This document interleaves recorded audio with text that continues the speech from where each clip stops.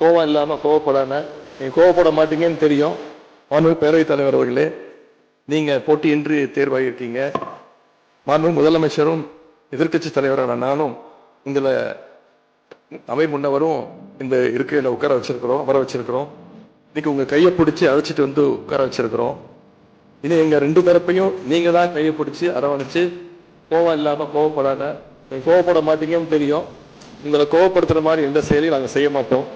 திராவிட முன்னேற்ற கழகம் இந்த சட்டப்பேரவையில எதிரி கட்சியா இல்லாம ஒரு ஆக்கப்பூர்வமான எதிர்கட்சியாக நிச்சயம் செயல்படும். எங்க தலைவர் அவர்கள் சொன்ன மாதிரி திராவிட முன்னேற்ற கழகம் என்னைக்குமே ஒரு ஆக்க சக்தி தான். நாம செம்மையா வாழ்ந்து காட்டுறது தான் நம்ம வாழவே கூடாதுன்னு நினைக்கிறவங்களுக்கு நாம கொடுக்குற பெரிய தண்டனை.